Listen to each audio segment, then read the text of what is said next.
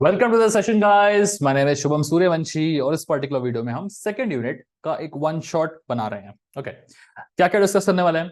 सबसे पहले तो आप स्क्रीन पे देख सकते हैं, मैंने शेयर किया हुआ है। सो प्रीवियस ईयर के मेरे पास 4 पेपर्स अवेलेबल है मैकेनिक्स के, है ना। उसके बेसिस पे मैंने कुछ एनालिसिस किया है और ये फिगर आउट किया है कि यार किस वैरायटी पे यूनिवर्सिटी पूछ रही है, किस वैरायटी पे यूनिवर्सिटी नहीं पूछ रही है, कौन सा क्वेश्चन और में आ सकता है, कौन सा क्वेश्चन कंपल्सरीली आपको करना पड़ सकता है। ठीक है, क्या हर बार सेम क्वेश्चन पूछा जा रहा है या फिर क्वेश्चन में कुछ माइनर चेंजेस किए जा रहे हैं, ये भी एनालाइज किया हुआ है। ठीक है, और इन सब की एनालिसिस के बेसिस पे मैंने कुछ थोड़ी सी इंफॉर्मेशन निकाल के रखी है, आपको काफी हेल्पफुल होगी। ठीक है, तो एक नॉर्मल सा डिस्कशन देखेंगे हम कि किस तरीके से यूनिवर्सिटी पिछले 4 साल से क्वेश्चंस पूछ रही थी। ठीक है, इस डिस्कशन के बाद मैंने सारे प्रीवियस ईयर्स में आए हुए क्वेश्चंस, लास्ट 4 ईयर्स में जो भी क्वेश्चंस पूछे गए थे उसे यहाँ पर कराने की पूरी कोशिश की गई है। ठीक है ना। सबसे ज्यादा लोगों को जो डाउट्स आ रहे थे वो लैडर वाले क्वेश्चंस में आ रहे थे और केबल वाले क्वेश्चंस में, क्योंकि ऑब्वियसली बात है यार, बीइंग अ स्टूडेंट स्मार्ट लोग हो आप लोगों ने भी थोड़ा बहुत अपना एनालिसिस करा होगा, है ना।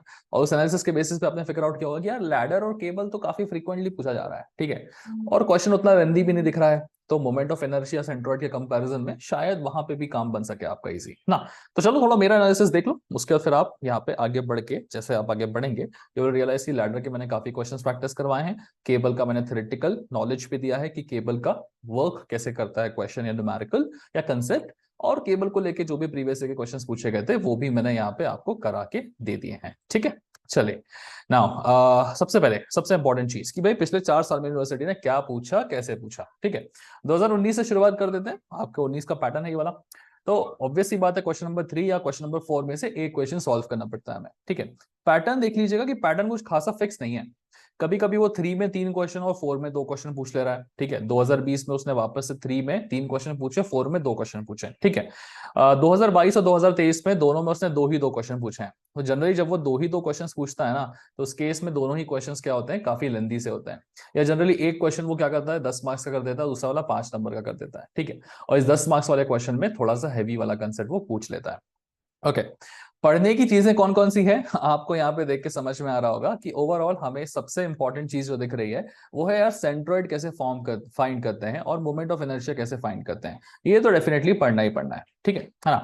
उसके अलावा आपको लैडर फ्रिक्शन, इस पे क्वेश्चंस पूछे जाते हैं, केबल फ्रिक्शन, इस पे क्वेश्चंस पूछे जाते हैं, और ब्लॉक फ्रिक्शन, इस पे क्वेश्चन पूछे जाते हैं। ठीक है, वेज फ्रिक्शन पे भी क्वेश्चंस वैसे सिलेबस में है आपके, बट समहाउ वेज फ्रिक्शन पिछले 4 साल में यूनिवर्सिटी ने पूछा नहीं है, तो मेरे हिसाब से पॉसिबिलिटी कम है कि वो क्वेश्चन आपसे पूछे जाए। ठीक है, पूछे भी जाते तो दिक्कत नहीं है यार, मेरा प्लेलिस्ट पूरा रेडी है, वहां पे जाके आप सारी चीजें देख कर सकते हैं, वर्कआउट कर सकते हैं। ठीक है, सबसे इंपॉर्टेंट बात कि जब हम इस वीडियो को शुरू कर रहे हैं, ठीक है, उसके पहले मैं आपको बता दूं सबसे पहले यार मैं हर बार भूल जाता हूँ, प्लीज वीडियो को लाइक करें, जितना हो सके अपने दोस्तों के साथ में शेयर करें, कमेंट करके बताएं वो क्या अच्छा लगा, एंड सब्सक्राइब चैनल को करके जाना है आपको। ठीक है ना।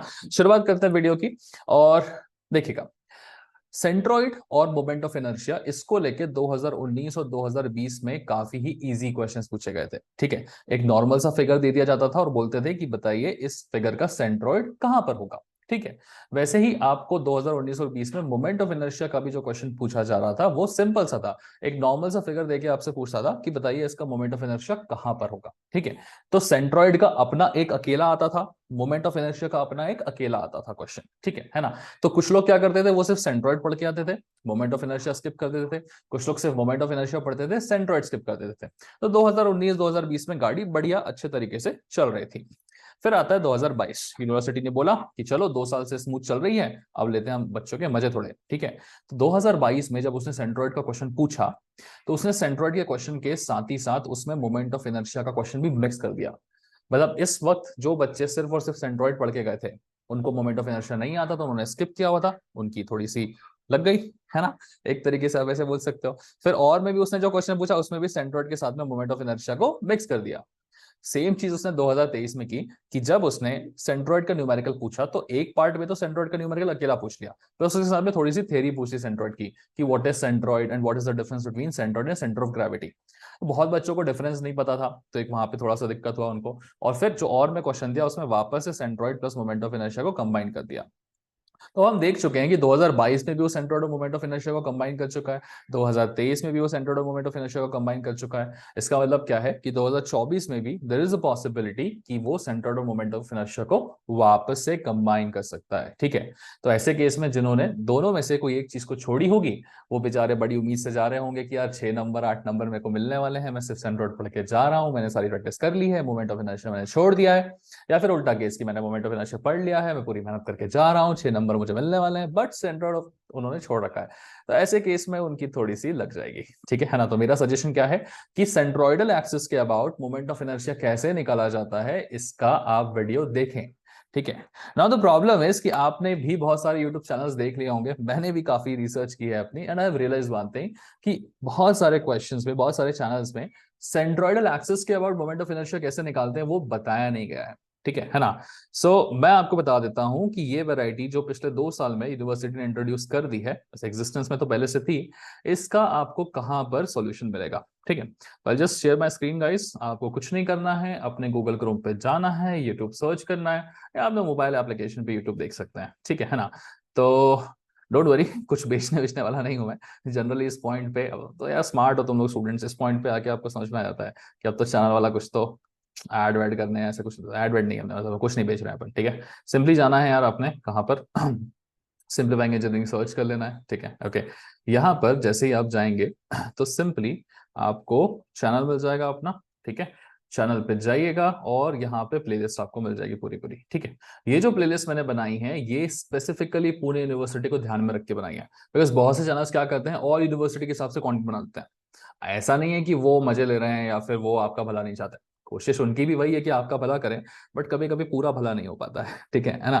कुछ नहीं है, यहाँ ध्यान से देखिए, क्योंकि अभी रिसेंटली ही ये मैंने सीरीज बनाई है, तो आपको दिख जाएगा unit 2 lecture 1। Okay, I don't know ये कर्सर यहाँ पे शो होता है या नहीं, तो देखिए यहाँ दिखाते हैं। सो this is unit 2 engineering maths है ये तो, sorry unit 2 lecture 1 engineering mechanics. ठीक है, तो यूनिट 2 आपका पूरा का पूरा इस प्लेलिस्ट में अवेलेबल है और यूनिट 1 इस प्लेलिस्ट में अवेलेबल है। ठीक है, अगर आप कुछ सालों बाद ही वीडियो देख रहे होंगे तो शायद नीचे चला जाएगा, देख लेना, ढूंढ लेना।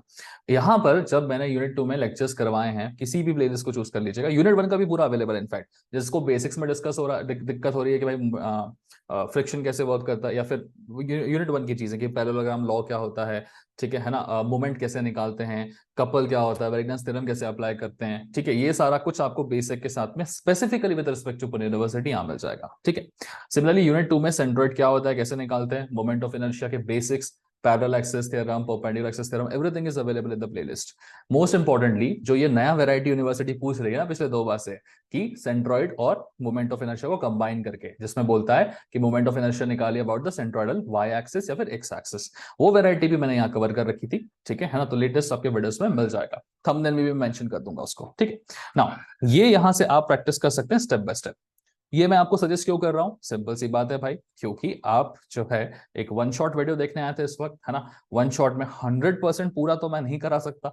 ठीक है ना, और क्योंकि मैंने ऑलरेडी सेंट्रोइड और मोमेंट ऑफ इनर्शिया पे बहुत काम किया है, बहुत वीडियोस बना रखे हैं और स्पेसिफिकली पुणे को लेकर बनाए हैं, तो मेरा सजेशन है कि आप उन वीडियोस को वहां से देख लें, काफी हेल्प हो जाएगी। रही बात लैडर और केबल फ्रिक्शन की, तो उसका 100% यहाँ पर पूरा एनालिसिस दिया जाएगा। इनफैक्ट वहां पे भी लैडर का वीडियो अवेलेबल है। ठीक है ना, नहीं होगा तो शाम तक देखना, मिल जाएगा। बट स्टिल मैंने कोशिश की कि यहाँ पे इन दोनों चीजों के बारे में आपको पूरा डिस्क्रिप्शन दूं, बिकॉज इसका content most of the YouTube के वीडियोस में अवेलेबल नहीं है, किसका, लैडर का और केबल वाले का। ठीक है, सेंटर्ड मोमेंट ऑफ इनर्शिया तो सब ने बना दिया था ना। तो हमें पहला चीज सॉर्ट हो गई कि भाई centred of moment of inertia हर बार पूछा जा रहा था, इस बार भी पूछा जाएगा, लेकिन पिछले 2 बार से उसने थोड़े मजे लिए हैं, centred of moment of inertia को कंबाइन किया है, तो दोनों में से किसी एक चीज को छोड़ोगे तो फंस सकते हो, इसलिए इस टाइप के क्वेश्चन को कैसे करना है वो भी मैंने प्लेलिस्ट में करवा रखे हैं। ठीक है, देखिएगा। तो अब बचता क्या है, सिर्फ और सिर्फ 2 चीजें, लैडर फ्रिक्शन और केबल फ्रिक्शन। एक आधा ब्लॉक फ्रिक्शन का क्वेश्चन भूले से 2020 में पूछ लिया गया था, कोई दिक्कत की बात नहीं, वो भी प्लेलिस्ट में सीखना चाहो तो सीख सकते हो, बट मेरा रहेगा कि आप प्लीज लैडर और केबल पे ज्यादा फोकस करें। ठीक है, चलो तो शुरुआत करते हैं गाइस, एंड सबसे पहले हम स्टार्टिंग करेंगे हमारे लैडर वाले क्वेश्चन से। बहुत अच्छी बात यह है कि पिछले 4 सालों में कम से कम 3 बार लैडर का क्वेश्चन पूछा गया है, और तीनों बार लैडर के क्वेश्चन में उसने सिर्फ और सिर्फ थोड़े नंबर्स को चेंज किए हैं और फॉर्मेट को फिक्स रखा है। So there is a high possibility कि इस बार भी वो थोड़े बहुत नंबर्स चेंज करके सिर्फ फॉर्मेट को फिक्स रखे। तो फॉर्मेट क्या है, कैसे करना है, मैं आपको बता देता हूँ। किसी भी लेटर के क्वेश्चन को जब आप पढ़ोगे ना तो अल्टीमेटली आपसे यही पूछा जाता है कि इक्विलिब्रियम कब ब्रेक होगा। भाषा अलग जरूर हो सकती है, बट वो यही पूछ रहा है कि इक्विलिब्रियम कब ब्रेक होगा। इक्विलिब्रियम ब्रेक होने का मतलब क्या है? एक बंदा है, वो यहाँ पे लैडर में चढ़ना शुरू करता है। चढ़ते चढ़ते एक पॉइंट ऐसा आएगा जब ये लैडर जो है वो स्लिप हो जाएगी इस बंदे के वेट की वजह से। बहुत ज्यादा वेट लगेगा तो सीढ़ी क्या है, स्लिप हो जाएगी, है ना। बचपन में सब लोग गिरे होंगे, सब तो नहीं, बहुत लोग गिरे होंगे, मैं भी गिरा हूँ कई बार, है ना। तो चढ़ते चढ़ते क्या होती है, सीढ़ी स्लिप हो जाती है। तो जब स्लिप हो रही है तो क्या हो रहा है, स्लिप होने के जस्ट पहले सीढ़ी जो थी वो ऐसे थी, बढ़िया बराबर, मतलब सीढ़ी हिल नहीं रही थी। आप बढ़िया सीढ़ी में चढ़ रहे थे, सीढ़ी अगर हिल नहीं रही थी इसका मतलब क्या थी, सीढ़ी इक्विलिब्रियम पे। तो जैसी सीढ़ी जो है गिरी, इसका मतलब सीढ़ी का मोशन शुरू हो गया, मतलब सीढ़ी जो है वो इक्विलिब्रियम ब्रेक कर चुकी है। किसी भी चीज का मोशन होने का मतलब ही क्या होता है, इक्विलिब्रियम को ब्रेक कर जाना उसका, ठीक है ना। तो क्योंकि इक्विलिब्रियम ब्रेक हुआ है तो उसके जस्ट ब्रेक होने के पहले की कंडीशंस हमें लगानी है। और इक्विलिब्रियम के जस्ट ब्रेक होने के पहले की कंडीशंस क्या होती है, इक्विलिब्रियम कंडीशंस ही होती है। इसका मतलब इसके क्वेश्चंस को सॉल्व करने के लिए हमें सिंपली बोलना है कि अप्लाई द इक्विलिब्रियम कंडीशंस, ठीक है। इक्विलिब्रियम कंडीशंस क्या होंगी कि भाई summation of all the forces along the x axis must be put equal to 0। Similarly, summation of all the forces along the y-axis must be put equal to 0, and the summation of all the moments about any particular point, जिस भी point को चाहे आप ले सकते हैं, ए ले सकते हैं, बी ले सकते हैं, ठीक है, मैं ए ले लेता हूं, ठीक है, this must be put equal to 0। यही तीन होती हैं आपकी क्रिम कंडीशंस की टोटली हॉरिजॉन्टल फोर्सेस का सम 0 होना चाहिए, वर्टिकल फोर्सेस का सम 0 होना चाहिए, और sum of all the moments must be equal to 0। यही करना है। बस यही है कि अब ये जो फोर्सेस लग रहे हैं हॉरिजॉन्टली वर्टिकली, उनको दिखाना तो पड़ेगा ना, और उनको दिखाने के लिए हमें क्या बनाना पड़ेगा, इसका एफबीडी। तो चलिए फटाफट से इसका एफबीडी बनाते हैं। ओके ना, क्वेश्चन को पढ़ते हैं। एफबीडी बनाने से पहले हमें समझना पड़ेगा क्वेश्चन में क्या है। A uniform ladder A B has a length of 8 metre. हाँ जी भाई साहब, 8 मीटर की लेंथ है इसकी, and a mass of 24 kg, ठीक है। इसका खुद का मास 24 किलो का है। तो यहाँ कहीं सेंटर पॉइंट ले लेते हैं, और सेंटर पॉइंट पे हम सिंपली बता देंगे कि भाई इनका जो मास है वो किसके बराबर है, 24 kg के बराबर है, ठीक है। तो वर्टिकली हम क्या बोलेंगे, कितना फोर्स लग रहा है, mg के बराबर, ठीक है। मास कितना है, 24 kg, तो 24g का फोर्स लग रहा है। फिलहाल मैं इसे mg लिखता हूँ। सेंटर पे, एकदम सेंटर पे कितना फोर्स लग रहा है, वर्टिकली डाउनवर्ड्स। ओके, और क्या है मेरे पास, and A is on horizontal floor, rough horizontal floor, मतलब ए जो है वो रफ फ्लोर है, ठीक है। तो ए और बी पे मेरा कांटेक्ट हो रहा है, इसका मतलब ए और बी पे क्या आएगा, आपका नॉर्मल रिएक्शंस आएंगे, ठीक है ना। नॉर्मल रिएक्शन को हम जो है वो एक दूसरे कलर में दिखा देते हैं, चलिए। ओके, सो पॉइंट बी पे भी नॉर्मल रिएक्शन आएगा, पॉइंट ए पे भी। अच्छा, यहाँ पे ना कुछ लोगों का कंफ्यूजन होता है कि अरे सीढ़ी आड़ी रखी है तो नॉर्मल रिएक्शन भी आड़ा आना चाहिए ना। नहीं, ध्यान रखिएगा guys, normal reaction is always perpendicular to the surface. वैसे ही किसी किसी को डाउट आता है नॉर्मल रिएक्शन ऐसा एंगल पे आना चाहिए, क्यों आएगा एंगल पे, जहां पे भी टच हो रहा होता है उसी के परपेंडिकुलर लगता है हमेशा नॉर्मल रिएक्शन, ठीक है। सो दो सर्फेसेस थे, ये पहला वाला सर्फेस, ये पॉइंट ए था तो उसको बोलेंगे हम normal reaction at point A. ये बी पॉइंट था, यहाँ पे बनेगा normal reaction at point B, ठीक है। साथ ही साथ उसने बोला कि यार एंड ए जो है it is on rough horizontal floor. अगर रफ फ्लोर है तो ए पे क्या लगेगा, फ्रिक्शन लगेगा। यहाँ सबसे ज्यादा इंपॉर्टेंट क्या है कि फ्रिक्शन की डायरेक्शन क्या है, आप उसे समझें। तो देखिएगा फ्रिक्शन की डायरेक्शन कैसे पता चलेगी, अगर फ्रिक्शन नहीं होता तो सीढ़ी गिरती, कैसे गिरती, सीढ़ी इस डायरेक्शन में गिरती, ठीक है ना। तो सीढ़ी अगर इस डायरेक्शन में मूव कर रही होती, गिरती, है ना। फ्रिक्शन होने की वजह से क्या होगा, सीढ़ी को इस डायरेक्शन में मूव करने से फ्रिक्शन रोकेगा। इसका मतलब फ्रिक्शन जो है वो सीढ़ी के मोशन को अपोज करेगा, तो मोशन के अगेंस्ट लग जाएगा फ्रिक्शन, ठीक है। और फ्रिक्शन की वैल्यू हमें पता है हमेशा क्या होती है, क्या होती है फ्रिक्शन की वैल्यू, बताओ। फ्रिक्शन की value is coefficient of friction into the normal reaction, so mu into Na, इतना फोर्स लग रहा होगा फ्रिक्शनल फोर्स, ठीक है। So this is equal to the frictional force which is occurring, FR बोल सकते हो आप इसको, ठीक है। बी पे भी स्लिपिंग होगी, हाँ जी स्लिपिंग होगी, बट बी पे फ्रिक्शन है क्या, उसने बोला B rest against a smooth wall. Smooth wall है मतलब यहाँ पे कोई फ्रिक्शन नहीं होगा, फ्रिक्शन नहीं होगा तो फ्रिक्शनल फोर्स भी ऑकर नहीं होगा। क्वेश्चन हमारा इजी हो गया, बी पे फ्रिक्शन लगाने की जरूरत नहीं है, ठीक है। अब क्या हुआ, a man of mass 60 kg has to climb this ladder. 60 kilo का बंदा चढ़ता जा रहा है, चढ़ता जा रहा है। तो इस बंदा जो चढ़ रहा है वो भी अपना फोर्स जो है वो नीचे वर्टिकली डाउनवर्ड साइड करेगा, ठीक है। तो इस बंदे का भी अपना फोर्स लगा देते हैं, ठीक है। सो ये जो बंदा है वो अपना फोर्स डाउनवर्ड एक्ट कर रहा है, ठीक है, और इसका फोर्स भी किसके बराबर होगा, mg के बराबर होगा। तो मास ऑफ द मैन, ठीक है, इनटू जी। ये क्या था, mg कौन सा, लैडर वाला, तो आप इसे mlg बोल सकते हैं, ठीक है। Mass of the ladder into g, ये इतना फोर्स लगाएगा, mass of the ladder into g, ठीक है, mass of the man into g. Okay, so overall सारे फोर्सेस आपके पास लग चुके हैं। कोएफिशिएंट ऑफ फ्रिक्शन की वैल्यू मेरे पास 0.34 गिवन है ना। तो मेरा एफबीडी हो चुका है रेडी। ओके, अच्छा और क्या क्या गिवन था, मुझे लेंथ गिवन थी 8 मीटर की इस लेडर की, ठीक है। तो उसे आप मेंशन कर सकते हैं, यहाँ लिख देता हूं मैं, टोटल लेंथ जो है वो लेडर की 8 मीटर की है। सवाल में क्या पूछ रहा है कि at what position from the base will he induce slipping. तो जैसे ही यहाँ पे स्लिपिंग स्टार्ट होगी तो ये बंदा बेस से मतलब पॉइंट ए से किस पोजीशन पे होगा, तो मुझे बताना है कितना ऊपर चढ़ चुका होगा। ठीक है, देखो पूरी जो अपनी सीढ़ी थी वो 8 मीटर की थी। लेट अस अज्यूम कि जो बंदा है वो यहाँ से यहाँ तक पहुंच चुका है। ठीक है ना, तो जो डिस्टेंस इसने कवर किया है ना बंदे ने यहाँ से यहाँ तक का, उस डिस्टेंस को हम कितना मान लेंगे, x मीटर मान लेंगे। ठीक है ना, तो हम मान लेते हैं कि बंदा x मीटर पहुंच चुका है। अच्छा, किसी किसी के दिमाग में ये भी आता है डाउट कि अरे ये बंदे को हमें सेंटर से ऊपर की तरफ चढ़ाना है या सेंटर से नीचे की तरफ चढ़ाना है। देखिए आप अपने एफबीडी में सेंटर से ऊपर भी चढ़ा सकते हैं, नीचे भी चढ़ा सकते हैं, कोई फर्क नहीं पड़ता। ठीक है, जैसे आप चाहें उसे चढ़ा सकते हैं, आंसर फिर भी आपका सही आएगा। ठीक है, मैं क्योंकि थोड़ा सा सेंटर से ऊपर की तरफ चढ़ाने के फेवर में ज्यादा रहता हूँ। ठीक है, क्यों? क्योंकि थोड़ा सा दिखाने में आसानी जाती है, क्लियर दिखता है, नीट एंड क्लीन दिखता है, फोर्सेस वगैरह लगता हुआ। ठीक है, ओके चलिए। इतना काम हमारा हो चुका है और अब हम जान रहे हैं कि हमें इस क्वेश्चन को सॉल्व करने के लिए सिर्फ और सिर्फ 3 कंडीशंस लगानी है। कौन कौन सी? वर्टिकल फोर्सेस का sum must be equal to 0, horizontal forces का sum must be equal to 0 and किसी भी एक पर्टिकुलर पॉइंट के अबाउट मूवमेंट का sum must be equal to 0। ठीक है, तो मैं क्या करूंगा ना, इन तीनों कंडीशंस को थोड़ा सा सेफली जो है वो नीचे की तरफ रख देता हूँ कि ये 3 कंडीशंस लगानी। ठीक है ना, थोड़ी सी जगह बनी रहेगी हमारे पास में। ओके, ज्यादा छोटा हो गया क्या? आई होप ये दिख रहा हो आपको, ज्यादा छोटा ना हुआ हो। ठीक है, ओके चलिए तो स्टार्ट करते हैं। सबसे पहले कंडीशन से हम, हमारा एफबीडी बन चुका है। सबसे पहली कंडीशन क्या है? Summation of all the forces along the horizontal axis must be equal to 0। ठीक है, हॉरिजॉन्टल एक्सिस के अराउंड कौन कौन से फोर्सेस लग रहे हैं? तो सबसे पहले तो ये वाला फोर्स लग रहा है एनबी, नॉर्मल रिएक्शन।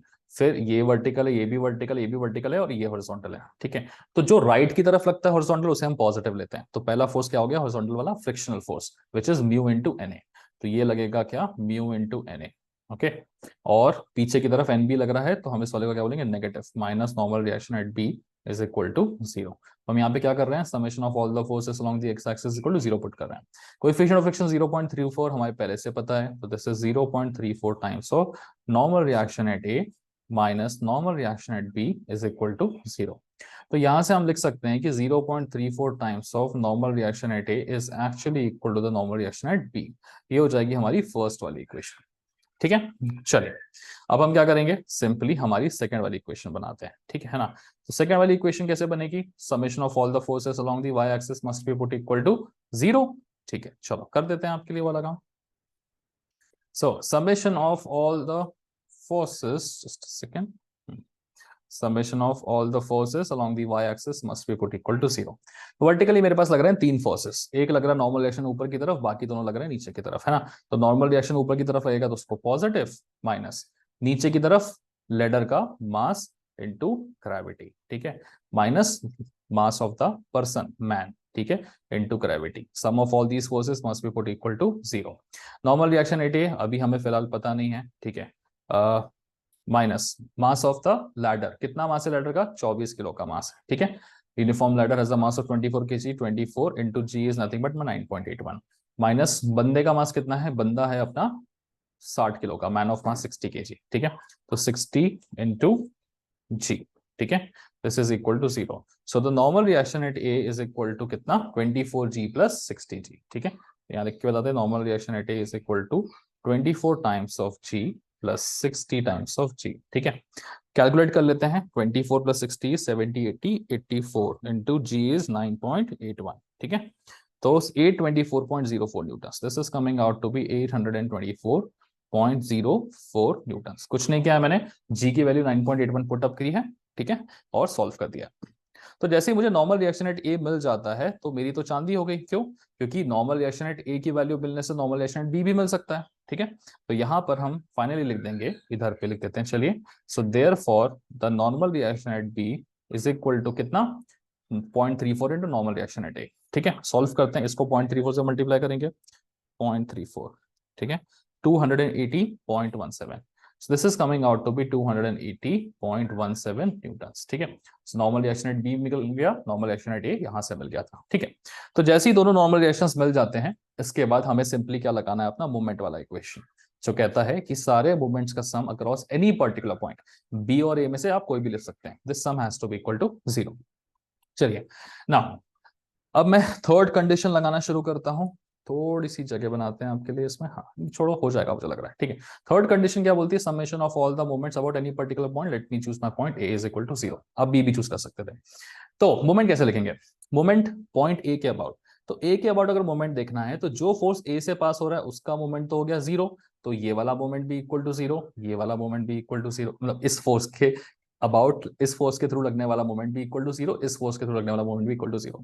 सिर्फ और सिर्फ 1, 2 और 3, ये 3 फोर्सेस मिलके ही मोमेंट कॉज करेंगे। कौन सा वाला, लैडर का मास, बंदे का मास और नॉर्मल रिएक्शन एट बी, ठीक है। तो लैडर का जो मास है वो कितना मोमेंट कॉज करेगा देखिएगा, हम उसे सिंपली लिख सकते हैं mass of the ladder into g, ये इतना फोर्स लग रहा है, ठीक है। मोमेंट होता है force into distance, mass of the ladder into g हो गया ये मास जो लग रहा है। डिस्टेंस मुझे देखना है परपेंडिकुलर डिस्टेंस, तो आप ना ये डिस्टेंस x मीटर मत ले लीजिएगा यहाँ पे, ठीक है, सॉरी x मीटर तो ऊपर की तरफ है ना। इसे थोड़ा ना एक्सटेंड कर देता हूं मैं ताकि कंफ्यूजन ना हो, ठीक है। ये x मीटर बंदे की पोजीशन तक था। mg जो लग रहा है वो कहां पर लग रहा है, ये तो लैडर के एकदम सेंटर पे लगेगा, ठीक है। कौन सा वाला mg, लैडर के मास वाला, ठीक है ना।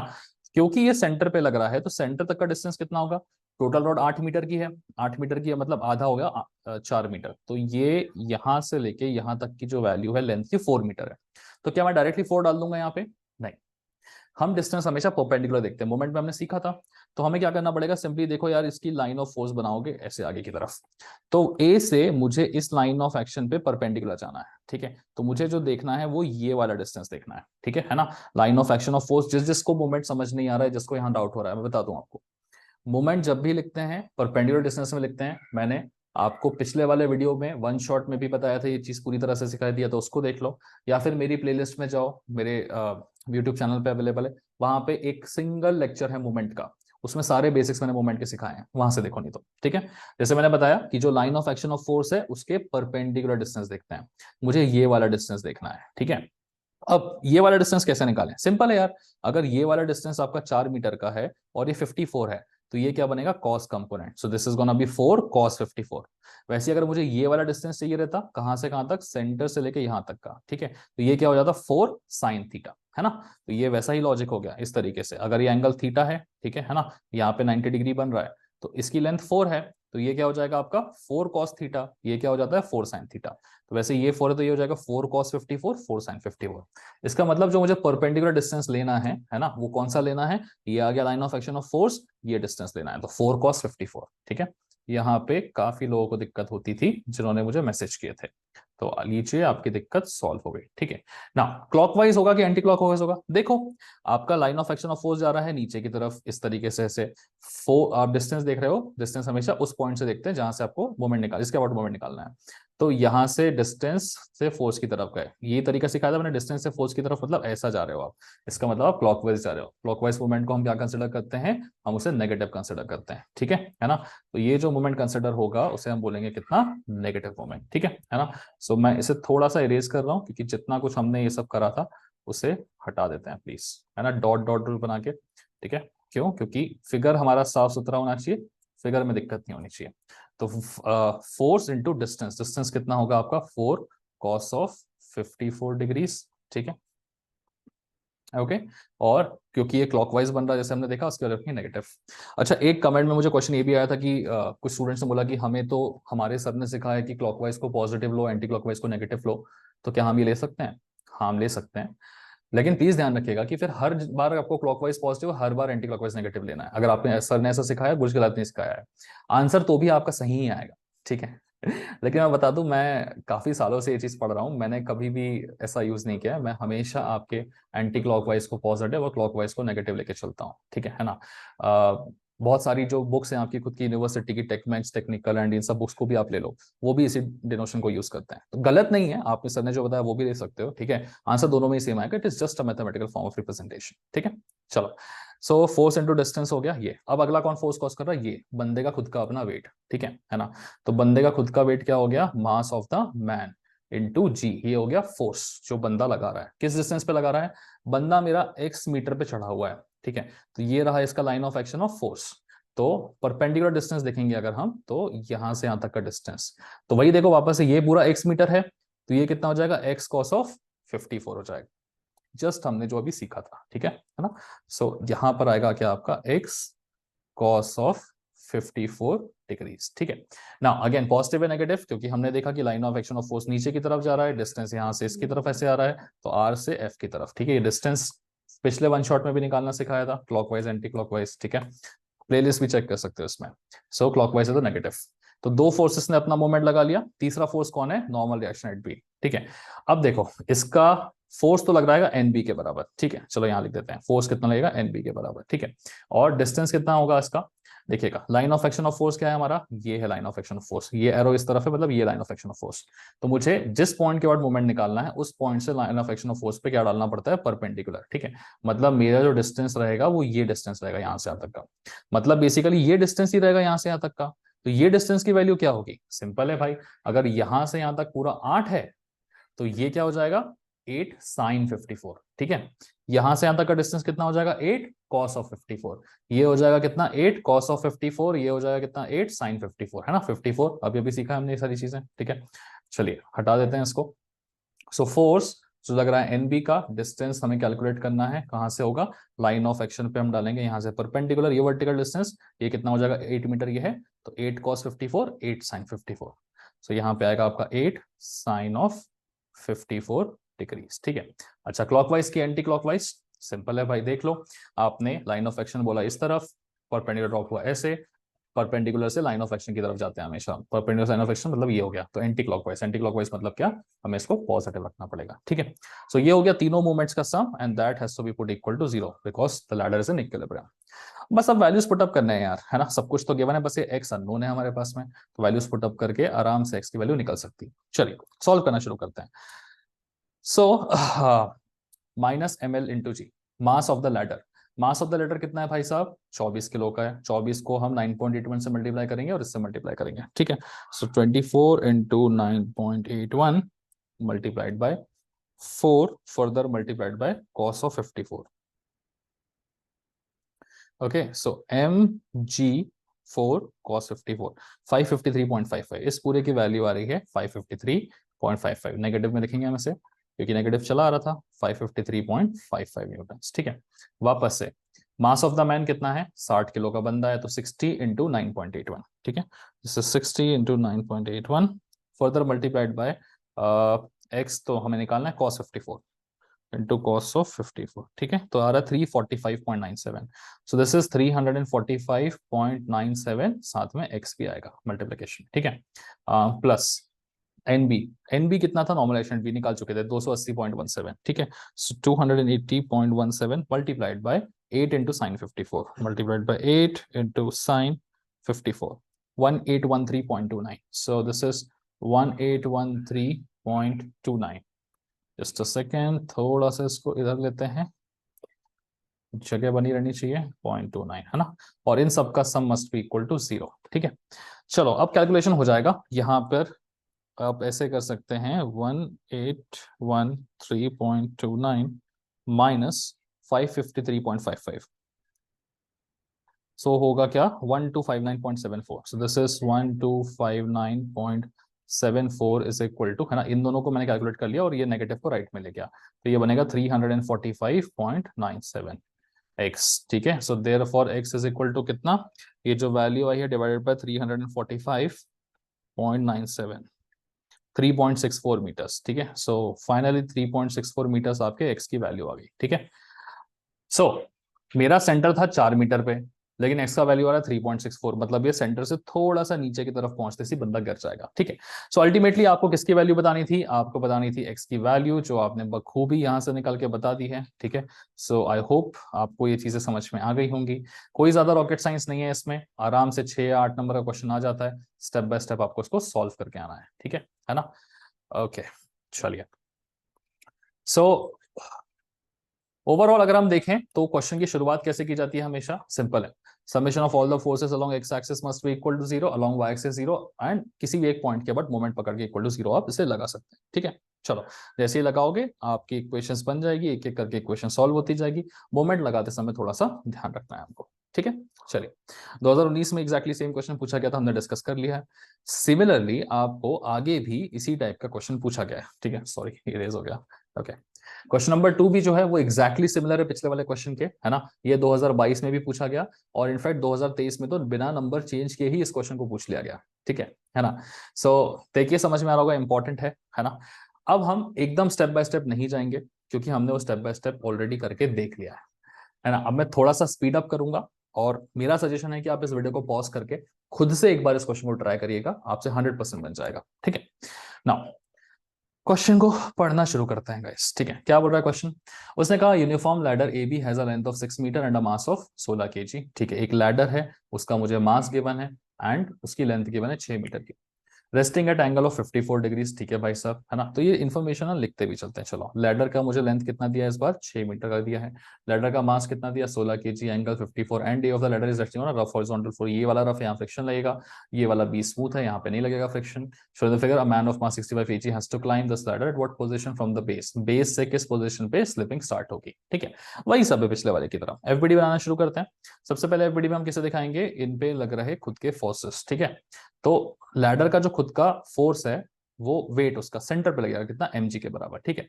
इस बंदे का भी खुद का वेट लगेगा, है ना। थोड़ा ऊपर की तरफ लगा रहा हूँ बंदे का वेट, है ना। तो ऐसे वो मत बोलना कि सर ऊपर क्यों लगा रहे हो करके, अरे इसलिए लगा रहा हूँ ताकि चीजें आपको क्लियरली दिखे, ठीक है। लो, बंदे को और ऊपर चढ़ा देता हूँ, ठीक है। अब बेटर, ओके। सो लैडर का खुद का अपना वेट mg/ml/g, बंदे का अपना खुद का weight mass of the man into g, ये लग गए दो फोर्सेस, ठीक है। उसके बाद कौन क्या आएगा? हाँ, दो ही फोर्सेस है। फिर नॉर्मल रिएक्शंस, नॉर्मल रिएक्शंस कहाँ कहाँ पे होंगे? जहां जहां पे सरफेस पे टच होता है। तो लैडर एक नीचे वाले सरफेस पे टच हो रहा है तो उस पे लगेगा नॉर्मल रिएक्शन वर्टिकली ऊपर, यहाँ पे भी लगेगा नॉर्मल रिएक्शन, ठीक है। हमेशा परपेंडिकुलर द सरफेस, ठीक है। नाम क्या दे देंगे हम? ए पॉइंट पे लग रहा है तो normal reaction at A, B पे लग रहा है तो नॉर्मल रिएक्शन एट बी, लग गया। अब लैडर स्लिप होगी, जैसे स्लिप होगी लैडर इधर मूव करेगी, कैसे? लेफ्ट में मूव करेगी। लैडर लेफ्ट में मूव कर रही है तो फ्रिक्शन बोलेगा अरे कहाँ चले आप, हम तो आपको अपोज करेंगे, तो फ्रिक्शन लगेगा उसके मोशन के एग्जैक्टली अपोजिट डायरेक्शन, ठीक है। और फ्रिक्शन की वैल्यू भी हमें पता है क्या होती है, coefficient of friction into the normal reaction at surface, this will be the value of friction. बन गया हमारा एफबीडी, है ना। ध्यान रखिएगा लेटर के केसेस में अगर एक ही जगह पे फ्रिक्शन है तो हमारे पास टोटल 5 फोर्सेस आते हैं, ठीक है। 2 नॉर्मल रिएक्शन, 2 वेट और 1 फ्रिक्शन, ठीक है। अगर यहां पर भी उसने डाल दिया कल को फ्रिक्शन तो यहां पर भी एक फ्रिक्शनल फोर्स क्रिएट हो जाएगा। उस टाइप के न्यूमेरिकल्स मैंने प्लेलिस्ट में जो लेटर वाला वीडियो है उसमें कवर किया हुआ है, ठीक है। अभी अगर वो अवेलेबल नहीं है तो शाम तक मिल जाएगा, चिंता मत करो, ठीक है। बट मैं बोलूंगा देखना है देख सकते हो वो वाला वीडियो भी, ठीक है। बट यूनिवर्सिटी 3 साल से ये पूछ रही है तो वन शॉट में इसलिए मैं यही कवर कर रहा हूँ, ठीक है। एक बार एफबीडी बन गया, हम जानते हैं हमें अब कुछ नहीं करना है। लैडर स्लिप हो रही है मतलब इक्विलिब्रियम ब्रेक हो रहा है, इक्विलिब्रियम ब्रेक हो रहा है मतलब सिंपली हम लगा सकते हैं summation of all the forces along the x axis equal to 0 लगाना है हमें। फिर summation of all the forces along the y axis equal to 0 लगाना है हमें। फिर किसी एक मोमेंट को पकड़ के किसी भी एक पॉइंट के अबाउट, है ना, ए पकड़ लो, इसको इक्वल टू 0 लगा देना है, ठीक है। बस काम खत्म, ठीक है। ऑल्सो यहाँ पे एक छोटी सी चीज हम मेंशन कर लेते हैं, लैडर स्लिप हो रही है ना, कहाँ पर स्लिप हो रही है? बंदा जब इतनी ऊपर चढ़ गया तब यहाँ पे स्लिप हो रही है लैडर, ठीक है। तो मान लेते हैं कि जो x मीटर का डिस्टेंस है इतना चढ़ने के बाद में लैडर, फोन क्यों आ रहा है? ओके, इतनी पे स्लिप होगी, ठीक है। हाँ चलो, अब बस काम खत्म हमारा। सबसे पहले summation of all the forces along the x axis is equal to 0, ये लेते हैं। चलो, summation of all the forces along the x axis is equal to 0। X axis के अलोंग फ्रिक्शन लग रहा है राइट की तरफ, मतलब coefficient of friction into Na is, और लेफ्ट पे लग रहा है -Nb पीछे की तरफ, normal reaction P is equal to 0। इसकी वैल्यू कितनी है? 0.34 times of normal reaction at A, NB को राइट साइड में लेके जाते हैं is equal to normal reaction at B, this is gonna be my first equation, ठीक है। सेकंड इक्वेशन बनाते हैं, vertical summation of all the forces along the y axis must be put equal to 0। तो ऊपर लग रहा है 3 forces, सबसे पहले नॉर्मल रिएक्शन सीधा ऊपर की तरफ लग रहा है तो पॉजिटिव, और 2 नीचे की तरफ लग रहा है, कौन कौन सा? Mass of the ladder into g and mass of the person into g, है ना, this must be equal to 0। So normal reaction at A is equal to mass of the ladder into g plus mass of the person into g, ठीक है। therefore normal reaction at A is equal to, इसे separate रखेंगे, ठीक है। हाँ, मास of the ladder कितना है? 16 kg का, तो 16g plus mass of the person कितना है? बंदा है 65 किलो का, 65 इंटू जी। तो 60g प्लस 65g कितना हो गया? 65 plus 16 is this much into 9.81, 794.61 newtons, this is 794.61 newtons, ठीक है। ये आ गया normal reaction at A. Therefore यहाँ पे हम लिख देते हैं कि normal reaction B will be equal to कितना, दिस इसको 0.34 से मल्टीप्लाई करना है खाली, तो into 0.34, this is equal to 270.16, this is 270.16 newtons. ये आ गया नॉर्मल रिएक्शन बी। इतना काम खत्म होने के बाद हम चेंज करेंगे अपना कलर, बनाएंगे इसको ब्लैक, और सिंपली हम लिखेंगे कि भाई सारे मूवमेंट्स का sum about any particular point, I will choose my A point is equal to 0। लिखना शुरू करते हैं। तो ए के अबाउट पहले तो ये वाले फोर्स का मोमेंट खुद 0 हो गया, ये वाले फोर्स का मोमेंट भी हो गया 0, क्योंकि ये ए से ही पास हो रहा है। शुरुआत करते हैं, कौन सा है पहले, ये वाला लैडर वाला फोर्स। लैडर वाला फोर्स कितना कॉज करेगा, लैडर का मास इंटू जी, ये हो गया लैडर का फोर्स जो लग रहा है सेंटर पे, ठीक है ना। सेंटर पे लग रहा है मतलब कितनी दूरी पे, 6 मीटर की लैडर है तो 3 मीटर पे लगेगा, लेकिन 3 नहीं आएगा यहाँ पे, क्योंकि हम डिस्टेंस देखते हैं परपेंडिकुलर वाला, जैसे मैंने सिखाया था। तो ये डिस्टेंस क्या हो जाएगा आपका 3 का कॉस कंपोनेंट, तो 3 cos ऑफ 54, ठीक है। अब इसे इलेबोरेट नहीं कर रहा हूँ, पिछले वाले क्वेश्चन में सिखा चुका हूँ ऑलरेडी, है ना। क्योंकि ये लग रहा है कैसे क्लॉकवाइज, हम बोलेंगे इसको नेगेटिव। अगला वाला कौन सा है, minus mass of the man into g, ये हो गया फोर्स। डिस्टेंस कितना लगेगा, x दूरी पे ये खड़ा है, तो हॉरिजॉन्टली ये परपेंडिकुलर वाला क्या आएगा, x cos ऑफ 54, ठीक है। This is gonna B x cos of 54 degree. तीसरा लग रहा है NB, ये एंटी क्लॉकवाइज लग तो पॉजिटिव, NB इंटू डिस्टेंस कितना है इसका, टोटल 6 मीटर की हाइट है, तो ये हो गया कॉस कंपोनेंट, ये हो गया साइन कंपोनेंट, है ना। तो साइन कंपोनेंट कितना हो जाएगा 6 साइन 54। इन सारे मूवमेंट्स का sum must be put equal to 0, है ना। अब जरा मैं कैलकुलेशन फटाफट कर देता हूँ। मास ऑफ द लैडर कितना है, 16 किलो, तो 16 multiplied by 9.81 multiplied by 3 multiplied by cos of 54. So this is coming out to be minus mg3 cos 54, 276.77. So minus 276.77, ठीक है। फिर ये हो जाएगा, बंदे का मास कितना है, बंदा है 65 किलो का, ठीक है।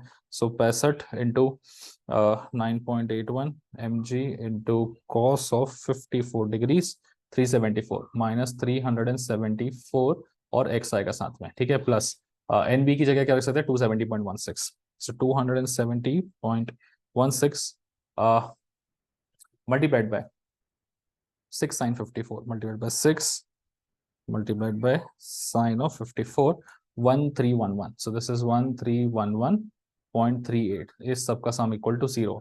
इसको सॉल्व करके मैं लिख दे रहा हूँ, therefore x is equal to कितना, सबसे पहले दिस में से 276.77 को माइनस करेंगे, ठीक है, और उसको फिर डिवाइड करेंगे 374 से, 374 बस, तो 2.766, तो x की वैल्यू आ रही है 2.766 मीटर्स, ठीक है।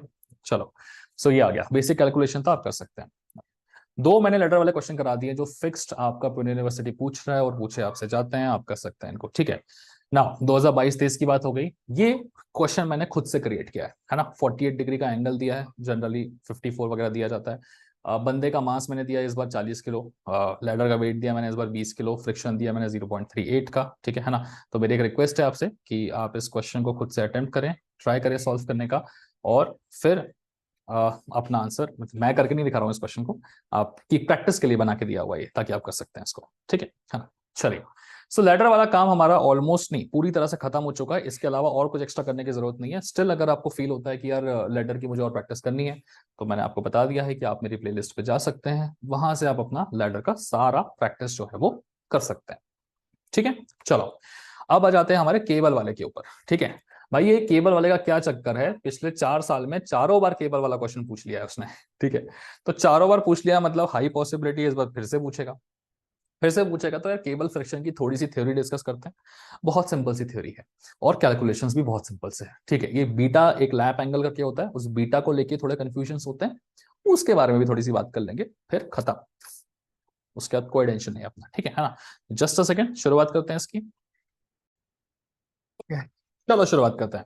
देखो यार, केबल में क्या होता है, आपको इमेजिन करने के लिए बोलता हूँ। मान लो कि ये एक आपने इस तरीके का एक सिलेंड्रिकल शेप का कोई स्ट्रक्चर है आपके पास, ठीक है। और इस सिलेंड्रिकल शेप के स्ट्रक्चर के आसपास आपने क्या किया, एक वायर को लगा दिया, ठीक है ना। तो अब वायर तो एक सिंगल एंटाइटी है, ठीक है ना। तो अगर मैं इस वायर को देखूं तो इस वायर पे थ्रू आउट सेम टेंशन लगना चाहिए, ठीक है ना। अगर मैं इस वायर को खींच रहा हूं तो वायर पे थ्रू आउट क्या लगना चाहिए, सेम टेंशन लगना चाहिए।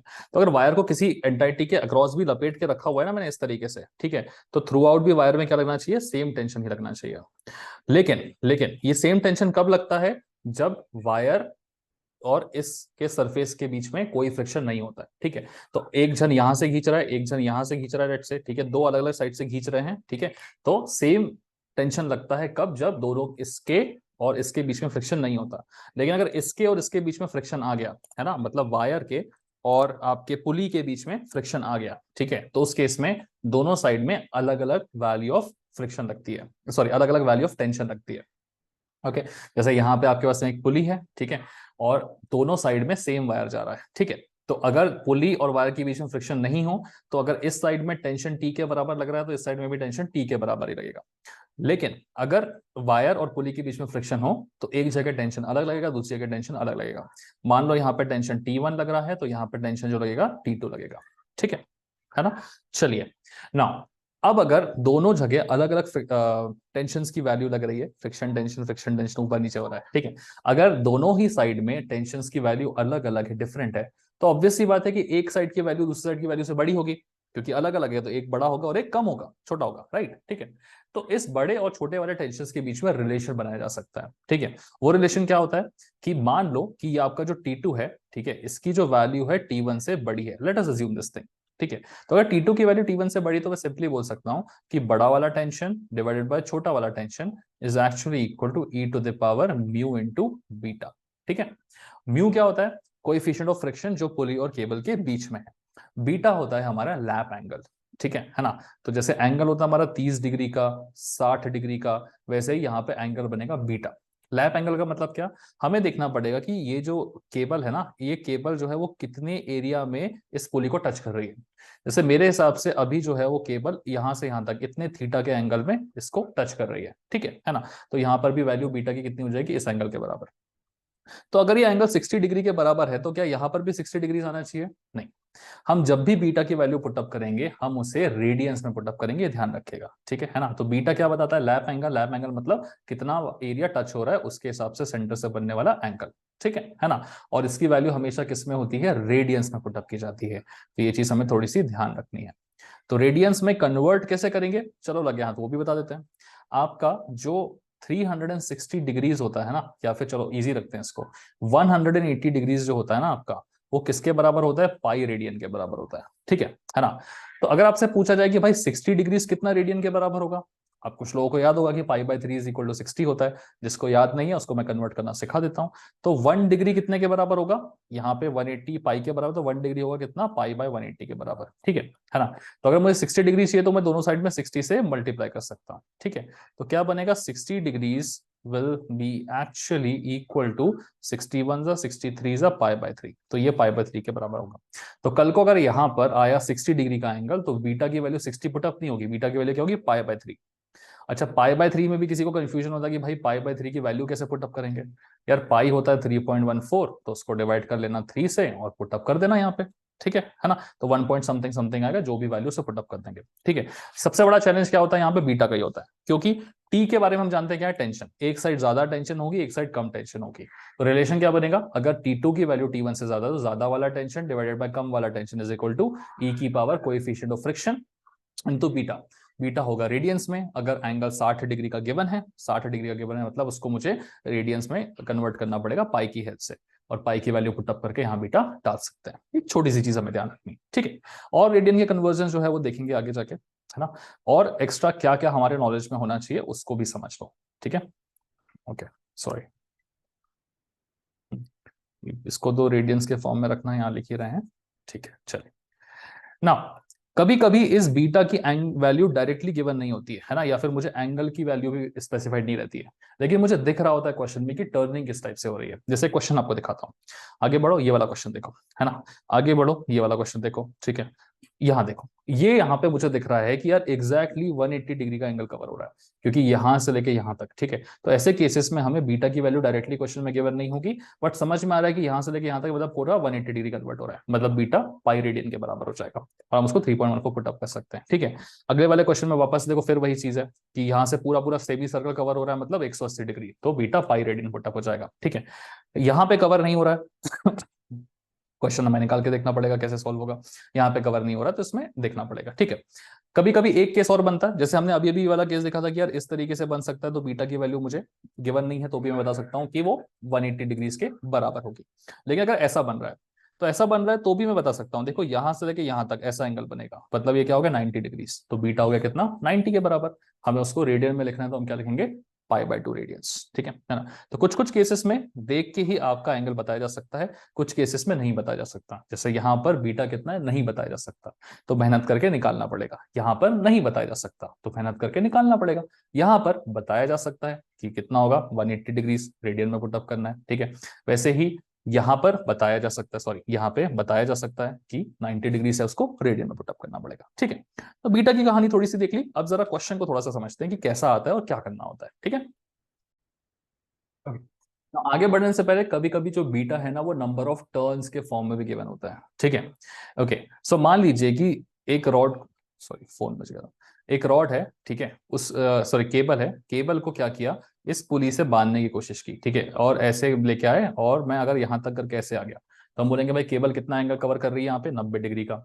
वहीं उस केबल को अगर मैं पूरा ऐसे घुमा के लेके जाता तो मैं बोलता केबल कितना कर रही है 180 डिग्री का।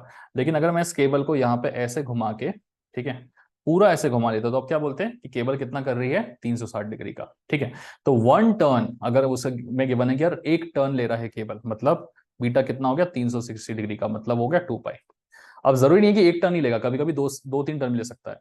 तो अगर उसने एक टर्न लिया ऐसे तो 360, फिर वापस से एक बार और घुमा दिया, फिर वापस से एक बार, 3 बार घुमा के कर दिया, तो 3 बार घुमा के कर दिया मतलब 3 टर्न्स, तो एक टर्न होता है 360, तो 3 टर्न क्या होगा 3 × 360, ठीक है, विच इज 3 × 2π। तो कितना हो जाएगा 6π के बराबर हो जाएगा आपका क्या बीटा, ठीक है ना। समझ में आया। तो अभी अभी नंबर ऑफ टर्न्स गिवन रहते हैं तो वहां से भी बीटा निकल सकता है। ओके, तो ये सब छोटी छोटी इन्फॉर्मेशन थी जो आपको पता होनी चाहिए थी इस क्वेश्चन को स्टार्ट करने से पहले। हालांकि इस क्वेश्चन को सॉल्व करना बहुत इजी रहता है, आपको सिर्फ और सिर्फ एक फॉर्मूला लगाना है, ठीक है। आपको क्वेश्चन में देख के फिगर आउट करना है कि कौन सा टेंशन ज्यादा है, तो ज्यादा वाला डिवाइडेड बाय कम वाला is equal to e⁻μ beta. सारा खेल बीटा को निकालने का है और कर लेंगे इसको सॉल्व, ठीक है। चलिए फर्स्ट क्वेश्चन को देखते हैं, पढ़ते हैं, समझते हैं और आंसर लाने की कोशिश करते हैं, ठीक है। अच्छा, फर्स्ट क्वेश्चन बड़ा ही इंटरेस्टिंग होने वाला है ना, इजी है बाकी, करते हैं चलो। सो क्या क्या लिखा है हमारे साथ में, a block of 10 kg hanging through an inextensible cable and kept in rest by applying a force of magnitude 1.5 kg, ठीक है। अब on the other side of the cable, तो इतना समझ में आ रहा है which is passing through a rough pulley, तो एक पुली है, एक रफ पुली है, और एक ही केबल है, ये केबल यहां से लेके घूम के नीचे तक आ रही है। इस केबल के एक साइड में 10 किलो का मैंने मास अटका रखा है और दूसरे साइड में मैं 1.5 kg का फोर्स लगा रहा हूँ। अब मुझे खुद बताओ आप कि अगर इस पुली और इस केबल के बीच में फ्रिक्शन नहीं होता तो क्या इस 10 किलो के ब्लॉक को मैं 1.5 kg के फोर्स से रोक पाता? नहीं ना। यहाँ पे 10 kg या 1.5 kg, ऑब्वियस ही बात है ब्लॉक जो है वो पूरी तरह से नीचे रोल करना शुरू कर जाता, ठीक है। लेकिन यहाँ पे ऐसा नहीं होगा, क्यों? क्योंकि फ्रिक्शन है कहां पर, पुली और केबल के बीच में। सो पुली और केबल के बीच में फ्रिक्शन होने की वजह से ब्लॉक जो है 10 किलो का मास होने के बावजूद भी सिर्फ इतने फोर्स से रोका जा रहा है। क्यों? क्योंकि ब्लॉक नीचे घुसने की कोशिश कर रहा है। नीचे क्यों, कैसे पता चला ब्लॉक नीचे जाएगा? क्योंकि ब्लॉक का वेट ज्यादा है, तो ऑब्वियस ही बात है कि यहाँ पर जो टेंशन लगेगा वो ज्यादा टेंशन होगा एज कंपेयर टू दिस। अब यहाँ पे ज्यादा टेंशन है, मतलब यहाँ पे नीचे ज्यादा जोर से खींचा जा रहा है, यहाँ पे नीचे जोर से खींचा जा रहा है, इसका मतलब फ्रिक्शन इस मोशन को अपोज करेगा, तो फ्रिक्शन जो है वो इस डायरेक्शन में लगेगा ऐसे, ठीक है। मतलब ब्लॉक के नीचे जाने को फ्रिक्शन अपोज कर रहा होगा, ठीक है। तो इस तरीके का यहाँ पे सिनेरियो बनेगा। हमें समझ में आ चुका है कि इस वाले में ज्यादा टेंशन होगा और इस वाले में कम टेंशन होगा। हम ज्यादा टेंशन वाले को T2 मान लेंगे और कम टेंशन वाले एरिया को T1 मान लेंगे, ठीक है ना। तो हमने ओवरऑल समझा दिया आपको कि क्या हो रहा होगा। फ्रिक्शन लेस होता तो ब्लॉक डूब जाता नीचे की तरफ, लेकिन क्योंकि फ्रिक्शन है, फ्रिक्शन ब्लॉक को डूबने से रोकेगा, इसका मतलब वो हमें इस फोर्स को सपोर्ट कर रहा है एक तरीके से फ्रिक्शन, क्योंकि फ्रिक्शन ऐसे लग रहा है, ठीक है। अब हम ये फिगर आउट करें किसमें टेंशन ज्यादा, जहां पे वजन ज्यादा उस साइड में टेंशन ज्यादा हमेशा, ठीक है। तो यहाँ पर जो टेंशन है उसको हम T2 बोल देंगे, यहाँ वाले टेंशन को T1 बोल देंगे। टेंशन को ऐसे डिनोट कर देते हैं, ठीक है ना, क्योंकि दोनों साइड लगता है। Okay, T2 is more than T1, जान रहे हैं हम, ज्यादा वाले मास की तरफ ज्यादा टेंशन रहता है, उसको हम T2 बोलते हैं। अब हम सीधे अपना फॉर्मूला लिख देंगे, ठीक है। फॉर्मूला क्या कहता है कि बड़ा वाला फ्रिक्शन टेंशन डिवाइडेड बाय छोटा वाला tension is always equal to e to the power में म्यू टाइम्स ऑफ बीटा, ठीक है। नाउ बड़ा वाला जो टेंशन है वो कितना होगा, एग्जैक्टली यहाँ पे जो फोर्स लग रहा है उस फोर्स के बराबर, ठीक है। आप इसे ऐसे इमेजिन कर सकते हैं कि अगर एक मैं 10 किलो का बॉक्स यहाँ पर रख रहा हूँ, ठीक है ना, 10 kg का, और यहाँ पे मैं एक केबल लगा रहा हूँ, तो आप बताइए मुझे इस केबल पे कितना टेंशन आएगा। केबल पे उतना ही टेंशन आएगा जितना इस ब्लॉक का वजन है, ठीक है। तो वैसे ही यहाँ पर भी इस केबल पे उतना टेंशन आएगा जितना इस ब्लॉक का वजन है, ठीक है। तो मेरा जो T2 है उस T2 की वैल्यू कितनी होने वाली, इसके वजन के बराबर। तो ये वजन कितना डाल रहा है, mg का, मतलब 10 इंटू 9.81, ठीक है। सो 10 g न्यूटन आप बोल सकते हो सिंपली, ठीक है। ये हो गई T2 की वैल्यू। वैसे T1 की वैल्यू क्या, जितना फोर्स यहाँ लग रहा है उतना ही T1 में टेंशन बनेगा, तो T1 की वैल्यू क्या हो गया, 1.5 kg है, तो 1.5 g न्यूटन के बराबर। वैल्यूज पुट अप कर देते हैं। So T2 is my 10 g divided by T1 is my 1.5 g, ठीक है, is equal to e to the power mu, coefficient of friction कितना गिवन है मुझे, 0.3, ठीक है, इनटू यहाँ पे क्या आएगा, बीटा। तो जो इन्फॉर्मेशन गिवन है उसके हिसाब से सिर्फ बीटा मिसेंगे, जी इज 9.81, 9.81 कट जाएगा, ठीक है। तो 10 डिवाइडेड बाय 0.1.5, ये हो गया 6.66। तो यहाँ पे आ रहा है आपका 6.66 is equal to e to the power 0.3 times of beta. अब इसको सॉल्व कैसे करना वो दिखाता हूं, लेकिन क्वेश्चन को आगे पढ़ लेते हैं क्या क्या निकालना था। Find the lap angle between cable and pulley. Lap angle निकालना था, लैप एंगल होता है आपका बीटा, तो बीटा यहां से निकल जाएगा। एक बार लैप एंगल निकल गया तो वो कह रहा है कि आप नंबर ऑफ टर्न्स भी बता दीजिए कि कितने टर्न मुझे मारने पड़ेंगे। रियलिस्टिकली यहाँ पे क्या सिनेरियो होगा मैं बताऊं क्या होगा, क्या कि ये जो आपने केबल ली है ना, हो सकता है केबल का सिर्फ आधा राउंड मारने पे ये 1.5 kg ऑफ फोर्स सफिशिएंट हो इस 10 किलो को रोकने के लिए। ये भी हो सकता है कि इसका एक राउंड मारने के बाद वो सफिशिएंट हो। ये भी हो सकता है कि इसका 2-3 राउंड मारने के बाद वो सफिशिएंट हो इस ब्लॉक को रोकने के लिए, ठीक है। तो कितने राउंड मारने के बाद वो सफिशिएंट होगा ब्लॉक को रखने के लिए, that is called as the number of turns, और वो नंबर ऑफ टर्न्स भी आपके बीटा की हेल्प से निकलता है, ठीक है। तो पहले तो जो निकल सकता है उसको निकालते हैं, बीटा को निकाल लेते हैं, फिर नंबर ऑफ टर्न्स पे जाएंगे। यहां पर मुझे निकालने के लिए दोनों साइड लॉग लेना पड़ेगा। प्लीज ध्यान रखिएगा, लॉग टू द बेस ई लेना है आपको, या आप उसे ln बोल सकते हैं। तो taking log on both side या taking ln on both sides, तो ln 6.66 is equal to ln which is nothing but log to the base e into e to the power 0.3 times of beta, ठीक है। तो ln 6.66 की value कितनी होती है, calculator में 6.66 ln करना भाई, लॉग मत करना, 1.89। This is 1.89 is equal to, देखो log of a to the power b क्या होता है, ये log के मल्टीप्लिकेशन में आ जाता है हमेशा, ठीक है। This becomes ln times of e, और ln e की वैल्यू क्या होती है, 1 के बराबर, ठीक है। सो देयरफॉर आप फाइनली बोल सकते हो कि 1.89 is actually equal to 0.3 times of beta. तो यहां से आपके बीटा की वैल्यू आएगी 1.89 बाई 0.3। सो ये आ रहा है 6.32, ठीक है। सो 6.32 क्या है, बीटा का वैल्यू। बीटा क्या होता है, angle of lap, lap angle, ठीक है। और बीटा हमेशा किस में होता है, रेडियंस में होता है। इसका मतलब ये जो 6.32 मुझे मिला है वो किस में है, रेडियंस में है, ठीक है ना, ध्यान रखिएगा। ओके, अब मुझसे क्या पूछा अगला, कि लैप एंगल मैंने बता दिया, अब इसको आप ना डिग्रीज में कन्वर्ट करके भी दिखा सकते हो, ठीक है। ओके, क्या है, सिंपल तरीका होता है। आप जान रहे हैं कि पाई रेडियन जो है वो किसके बराबर होता है, that is equal to 1 degree, है ना। इसका मतलब 1 रेडियन किसने के बराबर हो जाएगा, 1/पाई डिग्रीज के बराबर हो जाएगा, ठीक है ना। मुझे चाहिए 6.32 रेडियंस, तो 6.32 रेडियंस कितने के बराबर हो जाएगा, 1/पाई इंटू 6.32 के बराबर, ठीक है। ओके, इतना थोड़ा एरर हुआ मुझसे, गलती हुई। Pi radian is not 1 degree, it is 180 degrees. वही मैं सोचू इतना सिंपल सा क्यों आ रहा है, ठीक है। सो पाई रेडियन 180 डिग्रीज होता है, तो 1 रेडियन इज इक्वल टू कितना होगा, 180/पाई डिग्रीज, ठीक है। मुझे चाहिए था कितना, 6.32 रेडियंस। तो 6.32 से दोनों को मल्टीप्लाई कर देंगे तो 180 डिवाइडेड बाई पाई इंटू 6.32, ठीक है। तो ये आपका डिग्रीज में भी कन्वर्ट हो सकता है, अगर आप चाहें तो आप इसे इस तरीके से डिग्री में कन्वर्ट कर सकते हैं, ठीक है। चलिए, सो करके दिखा देते हैं। यहाँ पे कितना आ रहा है, 180, पाई को 3.14 पुट अप कर लीजिएगा। सो 180 divided bye 3.14 is this, multiplied by 6.32, तो 362.29 डिग्रीज हो रहा है, ठीक है। So this is gonna B 362.29 degrees. Okay, चलिए ये हो गया डिग्री में कन्वर्ट। आपसे क्या पूछ रहा था? आपसे वो एक और चीज पूछ रहा था कि find the number of turns required to wound the cable on pulley. तो नंबर ऑफ टर्न्स कितने बनेंगे? तो नंबर ऑफ टर्न्स किससे निकलते हैं? बीटा से निकलते हैं। बीटा कितना है आपका? 6.32 रेडियंस, या आप बोल सकते हो डिग्रीज में टर्म्स में कितना है? 362 डिग्रीज का है। अगर बीटा पूरा पूरा 360 डिग्रीज का होता तो हम क्या बोलते हैं? 1 टर्न बनेगा। लेकिन वो 362.29 का है, तो कितने टर्न्स बनेंगे? कुछ नहीं करना है, जो भी आपका बीटा का वैल्यू आता है ना, जैसे यहाँ पे बीटा का वैल्यू कितना आया? 362.29। ठीक है, यहाँ पे मैं लिख के बता देता हूँ।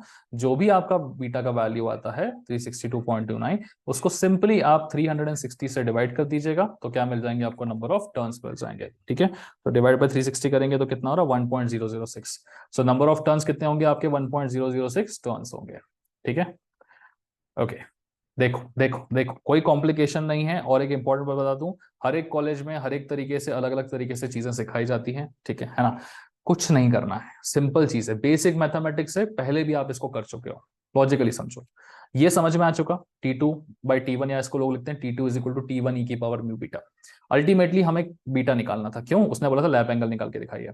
बीटा निकाला, बीटा आया किसमें? रेडियंस में। मैं चाहूं तो इस रेडियंस को डिग्री में भी कन्वर्ट कर सकता हूं, और मुझे करके दिखा भी देना है उसको। क्या पता यूनिवर्सिटी को किस चीज में मजा आ रहा हो, उसको बीटा पसंद है, मतलब रेडियन पसंद है, डिग्री पसंद है। हम उसको रेडियन में भी लिख लेंगे और उसको डिग्री में भी कन्वर्ट करके दे देंगे। ठीक है, एक बार ये डिग्री में कन्वर्ट हो गया तो मैं नंबर ऑफ टर्न्स भी बता सकता हूँ। अगर यहाँ पे डिग्री आई होती 360 डिग्री की, मैं बोलता पूरा पूरा 1 टर्न है। अगर वो बोलता 720 डिग्री की, मैं बोलता 2 टर्न्स है। ठीक है, उसने बोला 362 पॉइंट समथिंग। ठीक है, तो कुछ नहीं करना, जो भी डिग्री आती है उसको 360 से डिवाइड कर दो, that will give you the number of turns. ठीक है, लॉजिक समझ गए हो तो बहुत अच्छा है, नहीं समझ गए हो तो कर लो यार। ठीक है, सो केबल के बेसिक्स हमने देख लिए, केबल का बेसिक हमें सही से समझ में आ गया। अब जरा इसी के जैसा एग्जैक्टली सिमिलर क्वेश्चन और एक करके देखते हैं, ताकि ये बेसिक हमारे थोड़े से स्ट्रांग हो जाए। ठीक है ना? चलो, अब बढ़िया बिंदास तरीके से क्वेश्चन सॉल्व करेंगे। ठीक है, क्वेश्चन को पढ़ो, क्वेश्चन में जो जो इन्फॉर्मेशन होती है उसको जरा समझ के हम यहाँ पे पुटअप कर देते हैं। सबसे पहले एक पुली होती है, केबल होता है। पुली और केबल, पुली और केबल के बीच में अगर फ्रिक्शन होता है तो हम ये बोलते हैं कि भाई दोनों साइड अलग अलग टेंशन बनेगा। ठीक है ना? तो जिस साइड जिस ताकत से खींचा जा रहा है उस साइड उतना टेंशन बनेगा। यहाँ पर 20G के फोर्स से खींचा जा रहा है। ठीक है, तो मतलब नीचे की तरफ कितना लग रहा है? 20 × G का फोर्स। तो यहाँ पर जो टेंशन बनेगा वो कितने के बराबर बनेगा? 20G के बराबर टेंशन बनेगा।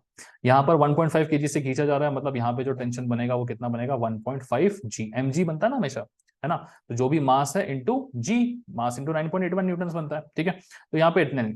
ऑब्वियसली बात है 20G is more then 1.5G, तो हम इसको बोलेंगे कि भाई तुम ज्यादा वाले हो। हम जनरली ज्यादा वाले को 2 बोल देते हैं, कम वाले को 1 बोल देते हैं। ठीक है, तो इसको T2 बोल दिया, इसको T1 बोल दिया। अब फॉर्मूला हमारा कहता है कि ज्यादा वाला इज ऑलवेज इक्वल टू, है ना, T2/T1 लिख सकते हो, T2 is equal to T1 ई की पावर म्यू बीटा भी लिख सकते हो, सेम चीज है। ठीक है, तो ज्यादा वाला कितना है मेरे पास में? 20G, है ना, या 20 × 9.81। कम वाला कितना है मेरे पास में? 1.5G। ठीक है, इंटू ई की पावर म्यू कितना है क्वेश्चन में गिवन है मुझे? 0.3। और मुझे क्या चाहिए अब? यहाँ से बीटा निकल जाएगा भाई, जी से जी कटेगा। 20 divided by 1.5, this is 20 divided by 1.5 is equal to कितना? 13.33। So 13.33 is equal to e to the power 0.3 times of beta. यहाँ आने के बाद लॉग ले लीजिएगा, और लॉग कौन सा वाला? लॉग टू द बेस ई वाला लेते हैं। ठीक है, या इसे हम ln भी लिखते थे। ठीक है, is equal to log to the base e, और ऊपर e की पावर 0.3 टाइम्स ऑफ बीटा, है ना? तो log टू द बेस ई मतलब ln 13.33 कितना आएगा? ln 13.33 is 2.59, this is 2.59 is equal to ये 0.3 बीटा जो है वो यहाँ बचेगा, और यहाँ बचेगा log of e to the base e, है ना, या ln ही बोल सकते हो, which is nothing but 1 only. ठीक है, तो यहाँ से आपको बीटा की वैल्यू मिल जाएगी 2.59 divided by 0.3, which is 8.6। So beta कितने के बराबर आ रहा है आपका? 8.6 के बराबर आ रहा है, 8.63। और हमने क्या डिस्कस किया था? ये जो बीटा यहाँ पर आता है वो किस में होता है? रेडियंस में होता है। इस रेडियन को क्या करेंगे हम? डिग्री में कन्वर्ट करके दिखा देते हैं अब आपको। ठीक है ना? लीजिए कन्वर्ट करते हैं। तो अब हम जान रहे हैं कि मेरा जो पाई रेडियन होता है वो किसके बराबर होता है? 180 डिग्री के बराबर होता है। तो एक रेडियन कितने के बराबर हुआ? दिस इज 180/पाई के बराबर हुआ। मेरे पास तो इतने सारे रेडियंस 8.63, तो दोनों को इससे मल्टीप्लाई कर देंगे, 180/पाई इंटू 8.63। ठीक है ना? तो ये इतना रेडियन हो गया, कितना? इतना डिग्री के बराबर। ठीक है, so this is equal to pi की जगह 3.14 पुट कर देना। सो 180 डिवाइडेड बाय 3 मल्टीप्लाइड बाय 8.63। ठीक है, तो ये आया 494.71।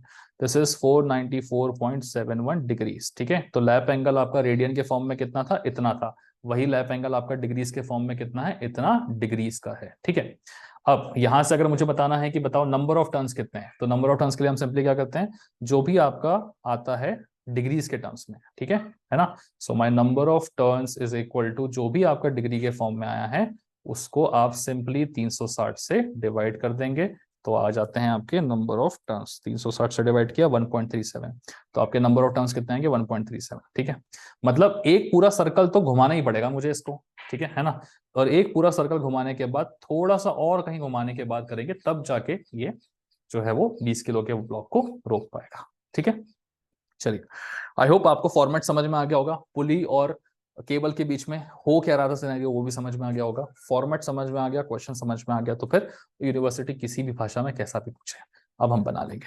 ठीक है, चलो, लेकिन यूनिवर्सिटी इतना आसान भी कभी कभी नहीं पूछती, थोड़ा थोड़ा और डिफरेंट डिफरेंट चीजें करती रहती है। ठीक है, जैसे उसने ये सवाल पूछ लिया, इस सवाल में बीटा बीटा आपसे नहीं पूछा। ठीक है, इस सवाल में आपसे कुछ अलग चीज पूछ ली।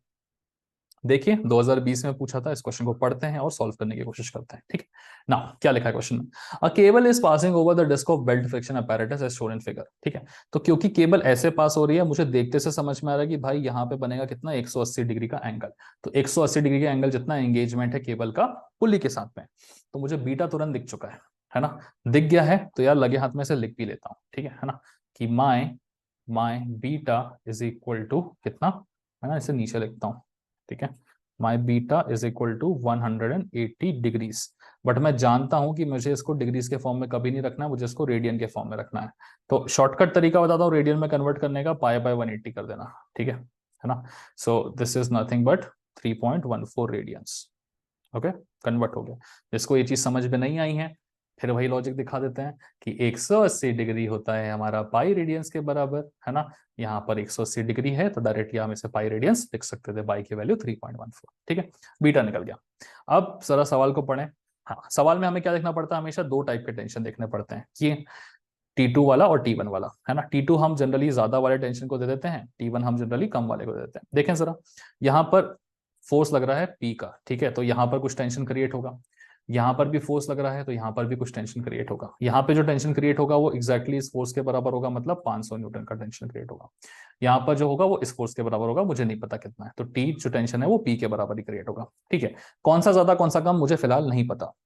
अब देखो, a cable is passing over the disk of belt friction apparatus is shown 500 Newton, determine the range of values of P to maintain equilibrium। उसने कहा कि मुझे range of values of P बतानी है to maintain equilibrium. Range of values का मतलब क्या है, मुझे मिनिमम वैल्यू ऑफ P भी बतानी है और मैक्सिमम वैल्यू ऑफ P भी बतानी है।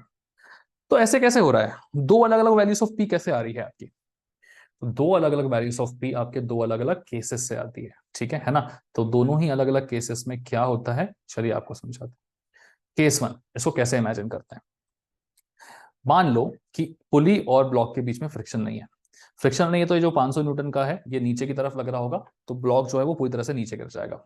ठीक है, अब मैंने ब्लॉक को गिरने से रोकना है, तो मैं क्या करूंगा, यहाँ पे पी का फोर्स लगाऊंगा, है ना। तो मान लीजिए आपने किसी को पकड़ लिया और आपने कितना लगाया, 500 न्यूटन का फोर्स लगाया, तो जब आप 500 न्यूटन का फोर्स लगाओगे तब जाके वो ब्लॉक गिरने से रुकेगा। ये कब होगा, जब फ्रिक्शन नहीं है। तो अगर यहाँ भी 500 न्यूटन है तो यहाँ पे भी 500 न्यूटन से खींचना पड़ेगा, तब जाके ब्लॉक गिरने से रुकेगा। लेकिन अगर फ्रिक्शन है तो क्या मुझे पूरे 500 न्यूटन से खींचना पड़ेगा, नहीं। क्यों नहीं खींचना पड़ेगा, क्योंकि ब्लॉक जब नीचे गिर रहा है तो ब्लॉक ऐसे गिर रहा है, मतलब मोशन इस डायरेक्शन में है। अब फ्रिक्शन है तो फ्रिक्शन इस मोशन को अपोज करेगा, मतलब फ्रिक्शन जो है वो इस डायरेक्शन में लगेगा, ऐसे फ्रिक्शन फोर्स लगेगा। ठीक है, तो फ्रिक्शन फोर्स के इस डायरेक्शन में लगने से ऑलरेडी इस 500 न्यूटन को रोकने के लिए फ्रिक्शन अपनी मेहनत कर रहा है, तो इसमें से कम 100-150 न्यूटन को तो फ्रिक्शन खुद ही रोक लेगा। बचा हुआ जो 300-350 न्यूटन होगा ना, वो मुझे लगाना पड़ेगा, तब जाके वो रुक जाएगा। तो क्या मुझे पूरा 500 लगाना पड़ेगा, अब नहीं, मुझे सिर्फ 200-300 न्यूटन का लगाना पड़ेगा, वो ब्लॉक रुक जाएगा। ठीक है ना। तो ये हो गई मेरी मिनिमम वैल्यू ऑफ पी, जिसमें मैंने क्या किया कि ब्लॉक नीचे गिर रहा था, उसको गिरने दिया, मैंने गिरने दिया, और फ्रिक्शन की वजह से क्या हो रहा था, जब ब्लॉक नीचे गिर रहा था तो फ्रिक्शन उसको अपोज कर रहा था गिरने से, तो थोड़ा बहुत सपोर्ट मुझे फ्रिक्शन ने कर दिया और बचा हुआ मैंने पी को लगा दिया फोर्स। तो उससे गिरने से रुक गया। तो मैंने बस मिनिमम फोर्स लगाया है, बचा हुआ जो मुझे लगाना था मैंने उतना ही लगाया है, तो उतना लगाने से क्या हुआ कि रुक गया। इस केस में हम बोलेंगे कि मेरा जो ये है ये T2 बोल देंगे इसको, और हम इसको T1 बोल देंगे, ठीक है। और हम सिंपली बोलेंगे भाई T2 is more than T1। क्यों? क्योंकि ऑब्वियस ही बात है, यहाँ पूरा पूरा 500 न्यूटन लग रहा है, यहाँ पर पूरा 500 न्यूटन लगाना है क्या? नहीं, क्योंकि फ्रिक्शन सपोर्ट कर रहा है तो 100-150 न्यूटन फ्रिक्शन रोक देगा, बाकी 250-300 न्यूटन ये रोक देगा। तो बचा हुआ 250-300 न्यूटन ही लगाना है, मतलब T1 is less than T2, come force लगाना है। So this will give me the minimum value of P। अब यहीं पर मैक्सिमम वैल्यू ऑफ P कब मिल सकती है? देखो, मैक्सिमम वैल्यू ऑफ पी कब मिल सकती है इसको मैं केस 2 में बताऊंगा, लेकिन केस 2 में जाने से पहले आप एटलीस्ट केस 1 को कर लो, क्योंकि केस 1 हमें समझ में आ चुका है कि ब्लॉक को गिरने से रोकना है, फ्रिक्शन इस वक्त मेरी हेल्प कर रहा है, मुझे पूरा 500 न्यूटन लगाने की जरूरत नहीं, मुझे सिर्फ बचा हुआ फोर्स लगाना है। तो कितना बचा हुआ फोर्स लगाना, वही मिनिमम फोर्स लगाना, उसको निकाल लेते हैं। तो as I have discuss T2 is more than T1, because यहाँ 500 लगेगा, यहाँ 500 से कम लगेगा, तो हम सीधा बोलेंगे भाई बड़ा वाला फोर्स डिवाइडेड बाय छोटा वाला फोर्स, या मैं ज्यादा ना ऐसे प्रेफर करता हूँ, T2 is equal to T1 e to the power mu into beta. T2 कितना लग रहा है? पूरा पूरा 500 न्यूटन का लगेगा, ठीक है ना, is equal to T1 is nothing but my P के बराबर, इसे लिख दो P इंटू ई की power mu 0.25 into beta. Beta कितना है? बीटा हम निकाल चुके 3.14 रेडियंस, ठीक है ना। यहां से जो वैल्यू निकल रही है P की वो होगी minimum value of P, reason भी कि फ्रिक्शन ने हमें हेल्प की है, फ्रिक्शन ने इस ब्लॉक को गिरने से रोका है और बचा हुआ फोर्स हमने लगाया है, ठीक है। अब इसको आगे सॉल्व करने में बहुत लोगों को दिक्कत होती है, कैलकुलेटर उठा के आप सॉल्व कर सकते हो, ई की पावर में वैल्यू निकालने का तरीका कैलकुलेटर में प्रेजेंट होता है। अगर इनकेस आपको समझ में नहीं आ रहा है कि कैसे करना है, तो मैं आपको लिख के बता देता हूं कि एग्जाम के लिए याद करके चले जाओ, कैलकुलेटर में ई की वैल्यू 2.71 पुट अप करके आप आंसर निकाल सकते हैं, ठीक है ना। कुछ लोग 2.693 बोलते हैं, आप 2.71 ले सकते हैं, ठीक है।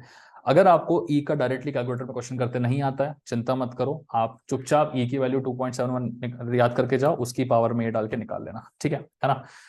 मैं आपको ई की पावर में ये डाल के वैल्यू बताता हूँ फाइनली कितनी आएगी। This is gonna be e की पावर में आपके पास आ रहा है 0.25 multiplied by 3.14, so this amounts to 2.19, ठीक है।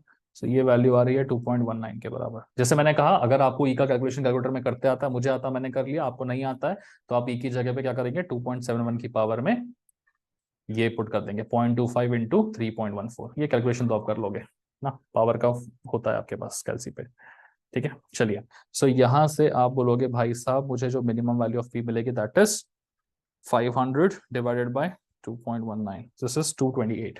So 228.31 Newton is the minimum value of force that will be required to stop this block. Case two बताएगा मुझे मैक्सिमम वैल्यू ऑफ फोर्स कितना लगेगा, ठीक है।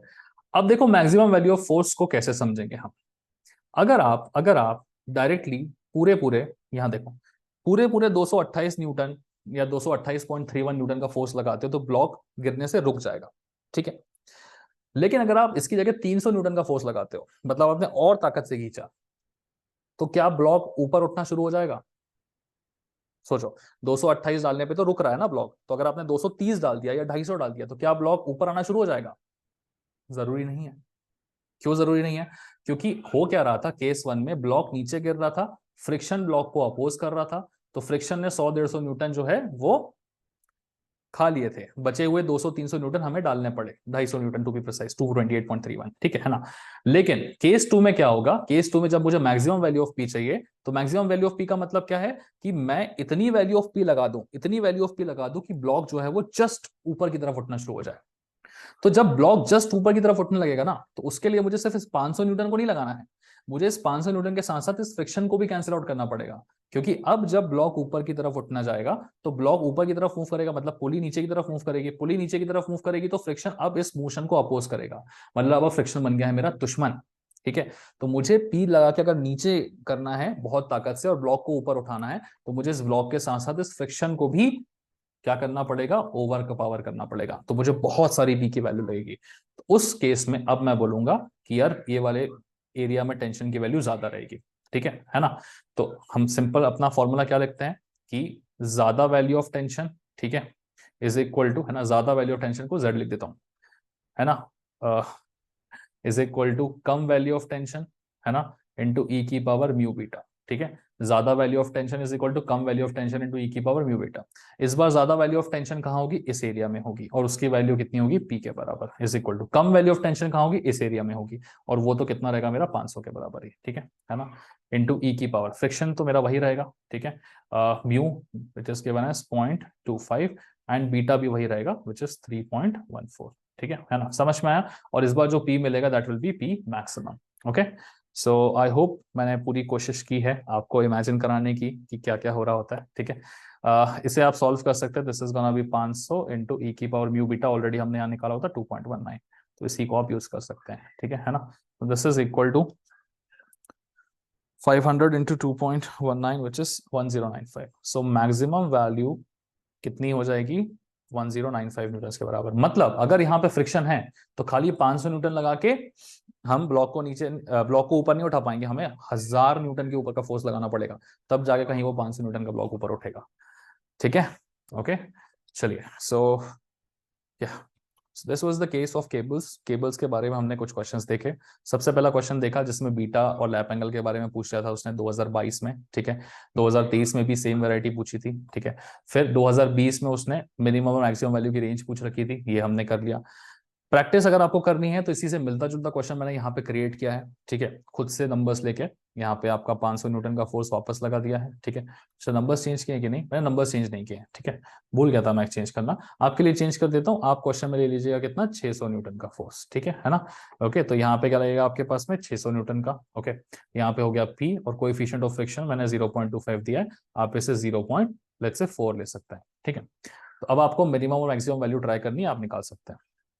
किसी का मन अगर हो रहा है कि भाई मुझे समझ नहीं आ रहा, मेरे को रट के जाना है, तो रट के कैसे जाऊं मेरे को बता दो। अगर रट के जाना चाहते हो, मैं सिंपल बता रहा हूं, ऐसे करना, वहां जाके लिखना T2 is equal to T1 ई की पावर में म्यू बीटा, ठीक है। बीटा तो निकालना सीखना ही पड़ेगा, ठीक है, तो बीटा तो 3.14 आ चुका है हमारा पहले से।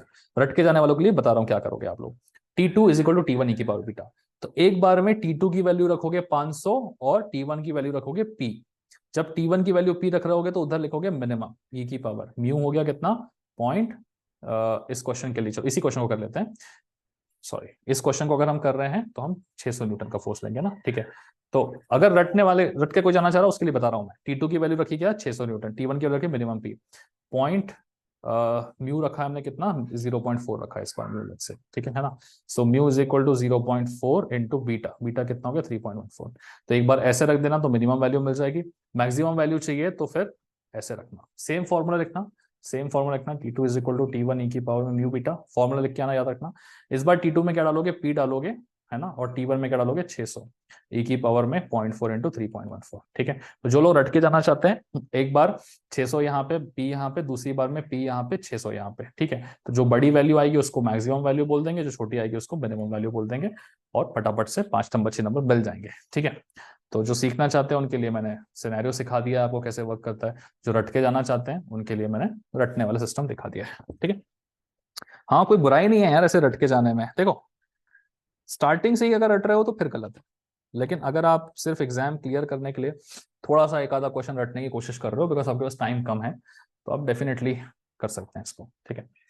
So that was all guys. हाँ, एक क्वेश्चन और आया हुआ था, ठीक है, वो मैंने यहाँ बनाया नहीं है, लेकिन मैं आपको प्रीवियस ईयर का पेपर शेयर करके वो क्वेश्चन करा देता हूँ, ठीक है ना। जस्ट अ सेकेंड, ओके, पहले पहले पहले मैं वो क्वेश्चन बना लेता हूँ आपके लिए, ठीक है। ओके, अब the screen is visible guys, ठीक है। सो इस तरीके का ये क्वेश्चन आपके सामने आया हुआ था 2019 में, सैम्पल पेपर में थ्रू पूछा हुआ था ये वाला क्वेश्चन, ठीक है। तो इस बार क्या हो रहा है ना, इस बार हमारे पास क्वेश्चन को पढ़ते हैं, दो दो उसने लगा दिए, तो दो के लगने से क्या होगा, देखो यार, दो के लगने से कुछ नहीं होगा, दो अगर लग जा रहे हैं ना उसको करने का बहुत ईजी तरीका बताता हूँ मैं आपको, देखो इस तरीके से है। अगर एक में ऐसे पास होती तो मैं बीटा कितना लेता, 90 डिग्री के बराबर, एग्रीइंग विथ मी, ठीक है। अगर एक से पास होती है ऐसे तो कितना लेते हैं हम, 90 डिग्री। अब यही वाली आके इससे भी पास हो जा रही है ना, तो एक 90 यहाँ पे हो गया, मतलब टोटल जुड़ के क्या हो गया, यहाँ का भी 90 हो गया और यहाँ का भी 90 हो गया, मतलब ओवरऑल कनेक्शन कितना है, 90 प्लस 90 180 डिग्री का है। तो सिर्फ एक चेंज आएगा कि बीटा की वैल्यू होनी चाहिए यहाँ पे 180 डिग्री, और क्योंकि हम इसे हमेशा रेडियन में पिटअप करते हैं तो 3.14 radian will be the value of beta that has to be used in this particular case, ये हो गया। उसके बाद फॉर्मूला देखो, फॉर्मूला क्या होता है, T2 is equal to T1 ई की पावर में म्यू बीटा, है ना। यहाँ पे ज्यादा वाला टेंशन, यहाँ पे कम वाला टेंशन, दोनों में ज्यादा वाला टेंशन कहाँ लगेगा, क्वेश्चन को पढ़ के समझते हैं। Two cylinders are connected by a rope that passes over two fixed circular rods as shown, knowing that the coefficient of friction is इतना, determine the maximum value of m for equilibrium। मुझे maximum value of m बतानी है for equilibrium. तो जैसा हमने इसके just पहले वाले क्वेश्चन में देखा था मिनिमम मैक्सिमम में, मिनिमम वैल्यू ऑफ एम कब निकलेगी, मिनिमम वैल्यू ऑफ एम तब निकलेगी जब ये इधर साइड में पूरी तरह से ये गिर रहा होगा। अगर ये 50 केजी नीचे गिर रहा होगा तो फ्रिक्शन इसको गिरने से अपोज करेगा, अपोज करेगा तो उस केस में मुझे सिर्फ थोड़ी सी वैल्यू लगानी पड़ेगी, है ना। तो मिनिमम वैल्यू जब चाहिए रहती है तो हम क्या बोलते हैं, यहां पर हम डालते हैं T1 की जगह पे जो भी मुझे रिक्वायर्ड है कि मिनिमम वैल्यू ऑफ एम, है ना, ई की पावर में mu beta is equal to जो भी यहाँ पे लग रहा है 50 जी का फोर्स। और अगर मुझे मैक्सिमम वैल्यू चाहिए रहती है तो ये यहाँ पे नहीं आता, ये यहाँ पर आता है, ठीक है ना। So maximum value is equal to 50 into e की पावर म्यू बीटा, है ना। रटने वालों को रटवाया भी था मैंने, ठीक है। तो यहाँ पर मुझे मैक्सिमम चाहिए, मैक्सिमम चाहिए का मतलब क्या है कि इसमें मुझे बहुत सारा फोर्स डालना पड़ेगा, बहुत सारा फोर्स डालना पड़ेगा, इतना फोर्स जिससे ये ब्लॉक ऊपर मूव करना शुरू हो, ब्लॉक ऊपर मूव करने लगेगा, ये नीचे करने लगेगा, ये नीचे जा रहा है, इसका मतलब फ्रिक्शन जो है इसके नीचे वाले मोशन को अपोज करेगा, मतलब यहां पर ज्यादा फोर्स होगा और यहां पर कम फोर्स होगा। रॉड केबल में क्यों कम फोर्स होगा, क्योंकि इस वाले को नीचे जाते समय इस फ्रिक्शन को भी ओवर पावर करना पड़ रहा है, ठीक है ना। तो ज्यादा वाला फोर्स किधर होगा, मास m वाले के पास में, कम वाला फोर्स कहाँ होगा, 50 वाले के पास में, ऐसे भी बोल सकते हो। तो ज्यादा वाला फोर्स होगा m मास वाले के पास में, है ना। तो इसका मास इंटू जी हो गया mg, कम वाला फोर्स कहाँ हो गया 50 केजी के पास में, तो 50 जी, है ना, न्यूटन्स में। mg ई की पावर में म्यू कितना दे रखा है यहाँ पे 0.4, है ना, एंड बीटा की वैल्यू 3.14, ठीक है। इसके बाद कुछ नहीं है भाई, ये जी से जी कटेगा तो m की वैल्यू क्या हो जाएगी 50 ई की पावर में 10, कैलकुलेशन में सिखा चुका था, है ना। ई को 2.71 लिख के सॉल्व कर सकते हो। ओके, सो आई होप समझ में आ गया होगा कि मैक्सिमम वैल्यू से रिलेटेड ही ये क्वेश्चन था, इस तरीके से कर सकते थे इसको, ठीक है। चलो आगे बढ़ने से पहले बहुत इंपॉर्टेंट बात, प्लीज इस वीडियो को लाइक करें, जितना हो सके अपने दोस्तों से शेयर करें, कमेंट करके बताएं कैसा लगा आपको, और क्या क्या आपके रिक्वायरमेंट्स है प्लीज वो भी मेंशन करके बताइएगा, ठीक है। साथ ही साथ मैंने आपको क्रोम पे शेयर की है मेरी पूरी की पूरी प्लेलिस्ट, मैंने आपको बता दी है कहाँ पे कैसे अवेलेबल है, जा सकते हैं आप वीडियो सेक्शन में, simplifying engineering is the name of the channel, obviously आप वहीं पे सब देख रहे होंगे, चेकआउट करो, आपको पूरा step by step from the basics mechanics इस तरीके से समझ में आएगा जैसे आपने कहीं नहीं पढ़ा होगा। ओके, ठीक है, चलिए then, bye bye and take care guys.